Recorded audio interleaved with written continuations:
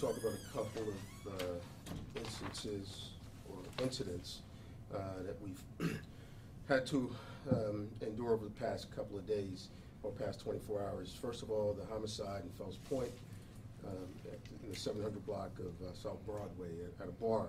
I can't go a lot into that, but what I will say is that, and I want to assure the public that this was not a random incident. We strongly believe that the victim knew the assailant, and we're following up on that. I also want to talk about the vehicle fires in the Mount Vernon area of the city. We believe that those were random acts of violence. There were 7 vehicles set afire, and then two were collateral damage that were sustained as a result of that. We currently don't have a suspect in that. We're working with our partners at ATF in this investigation. With that, I also want to remind everybody that today is our final gun buyback, 2500 block of Edmondson Avenue. We would encourage folks to come out and take those firearms that they have just sitting around the house, to bring those and get rid of them. If they're not in existence, they're not in the home, then they can't be used. They can't be stolen, and they won't contribute to our violence. So with that, I'll take some questions. What are you examining surveillance and security video in that corridor, Mount Vernon, St. Paul Street, Charles? We are. We're going through, the entire process. We're not going to leave any stone unturned in this. Again, we think it was a truly random act, and we're going to do whatever we can to identify the person that did it. Can you go through exactly what police know about what happened there at Fells Point? Well, somebody apparently took an accelerant and put it on a number of cars, we believe 7 at this point, and set those cars afire. So we are going through all of our options with respect to video and eyewitness testimony to try to get a handle on it. So there's a lot of cameras in that area there, is there not? I mean, have you at least identified cameras from businesses and residences in that area? Yeah, we're currently going through that process, and we're trying to pull it all together as we speak. Is there any truth to the gas caps being taken off these cars in order for a slow burn and for no explosions? I'm not aware of that. Is there any other details? How is ATF working with you on this? Well, I don't want to get into that. ATF is a partner of ours. We work a number of investigations with them, but ATF is an agency, a federal agency, obviously, that they're an expert in arsons. So we're using their expertise in conjunction with our own. What do you say to people in the Fells Point area? I mean, I know you wanted to reassure them, yep. But this holiday season, a lot of people are going to the bars. Is there any danger there? No, and I'll say it again. This was not a random act.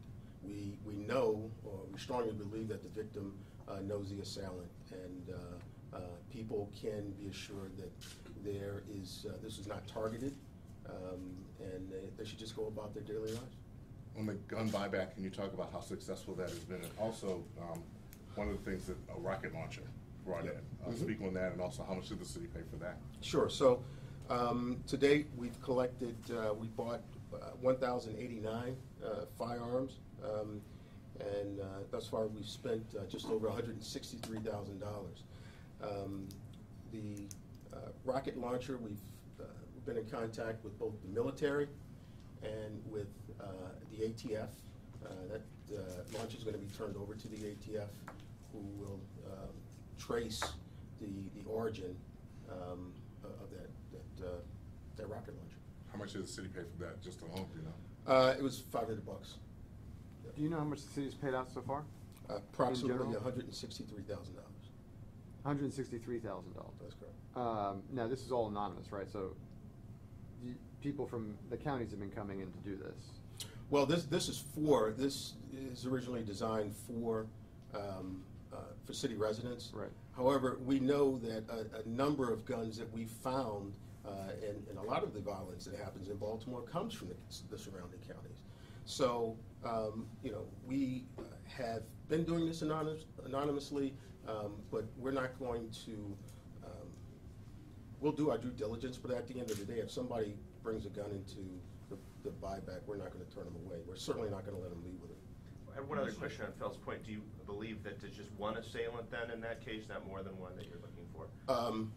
I really can't comment on that right now. Was that an argument in the bar that came outside the bar? Is there any other detail you can give us? This was a Thursday night before a holiday week. Yep. In one of the most popular areas in the city, right in the heart of Fells Point. Is Sure. there anything else you can tell us about how that transpired? It appears that there was an argument between two individuals, one being the victim. That argument eventually went outside and then back into the bar, where eventually the victim was shot. Commissioner, there was a fatal hit-and-run accident this morning. I believe it was St. Clair Lane. Right. I don't know if you have any information on that. I don't know. We just wanted to see what. Right. with So as it stands right now, there was a fatal hit and run of a 63-year-old female. She was pronounced on the scene by medics. What we would ask is that anybody having information about that would contact Metro Crime Stoppers at 1-866-7 lockup. This is, unfortunately, we've been seeing a lot of hit and runs in recent times, and we've got to really get our arms around it because, you know, folks that are going out, and an accident is an accident. It doesn't become a hit and run until you leave the scene, right? And what we would say is that if you're involved in an accident and you accidentally hit somebody, just stay at the scene. You make a bad problem far worse when you leave the scene, because we are going to try to prosecute you to the fullest extent of the law, particularly when you hit and kill somebody and leave the scene. Is there any new information on the Detective Suter case? Because I don't believe that the medical examiner ever changed the method of death.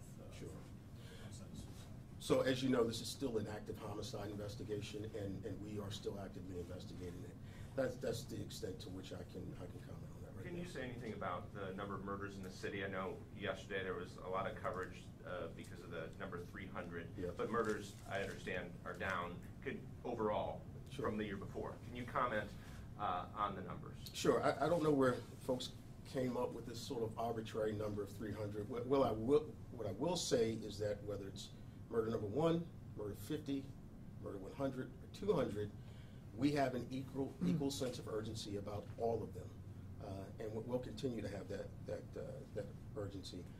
I'll also say that crime in Baltimore didn't come to this level overnight. It's not going to be fixed overnight, but I am encouraged by the incremental steps that we're taking to curb it. If you look at where we are in terms of fatal or homicides, we're down approximately 10% year to date. Is that enough? Not at all. We've got to do more. We have to work harder. We have to think outside the box more. But it's a step. It's a very small incremental step in the right direction. And I think it's also a testament to the Mayor's Violence Reduction Initiative, the fact that we use all the city agencies, we bring to bear all of the resources that they have at their disposal to attack violence, because it's not just a police issue, it's everybody's issue.